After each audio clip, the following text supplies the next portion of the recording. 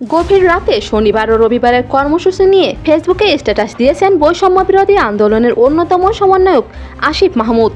আন্দোলনরত শিক্ষার্থীদের কেন্দ্রীয় শহীদ মিনারে জড়ো হওয়ার আহ্বান দিয়েছেন তিনি। শুক্রবার রাতে 3:30টার দিকে এই স্ট্যাটাসে আসিফ মাহমুদ বলেন, আগামীকাল 3 আগস্ট বিকাল 3টায় আশেপাশে সকল আন্দোলনরত ছাত্র জনতা মিছিল নিয়ে কেন্দ্রীয় শহীদ মিনারে এসে জড়ো হবেন। বৈষম্য বিরোধী ছাত্র আন্দোলনের সমন্বয়করা আগামীকালের বিক্ষোভ মিছিলের কেন্দ্রীয় কর্মসূচি ঢাকা বিশ্ববিদ্যালয়ের শহীদ মিনারে উপস্থিত থাকব।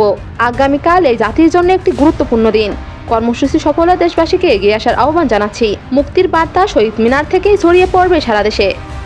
এদিকে শুক্রবার এক ভিডিও বার্তায় সর্বোত্তক সহযোগ কর্মসূচি ঘোষণা করেছেন বৈষম্য বিরোধী আন্দোলনের সমন্বয়ক আব্দুল হান্নান মাসুদ। তিনি বলেন, সারা দেশে ছাত্র নাগরিকদের শান্তিপূর্ণ আন্দোলনে হামলা করে প্রাণহানির প্রতিবাদ ও 9 দফা দাবিতে আগামীকাল শনিবার সারা দেশে বিক্ষোভ মিছিল, রবিবার সর্বোত্তক অসহযোগ আন্দোলনের ডাক দেওয়া হলো। বৈষম্য বিরোধী ছাত্র আন্দোলনের পক্ষ থেকে ঘোষণা করছি, আগামীকাল শনিবার সারা দেশে প্রতিটা পাড়া মহল্লায় বিক্ষোভ কর্মসূচি পালিত হবে। শনিবারের পর থেকে এই সরকারকে আর কোনো ট্যাক্স দেওয়া হবে না, কোনো অফিসে দেওয়া হবে না। এই রক্তক্ষয়ী সরকার ছোট বাচ্চাদেরও ছেড়ে দিচ্ছে না। আর বসে থাকা যায় না।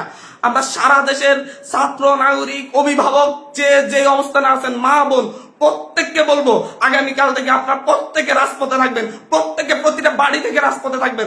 তিনি আমাদের গণভবনে ডেকেছেন আমাদের সাথে কথা বলবেন, কিন্তু আমরা যাইনি। আমরা বলেছি, আগে আপনি আপনার হাত পরিষ্কার করেন, তারপর আমরা যাব। এছাড়া মাসুদ আরো বলেন, প্রত্যেকটা দল, প্রত্যেকটা মানুষ, প্রত্যেকটা শিক্ষার্থীদের আহ্বান করছি, সবাই রাস্তায় নেমে আসবেন, কেউ বাড়িতে বসে থাকবেন না। এই সরকারকে বদলে আমরা ঘরে ফিরবো।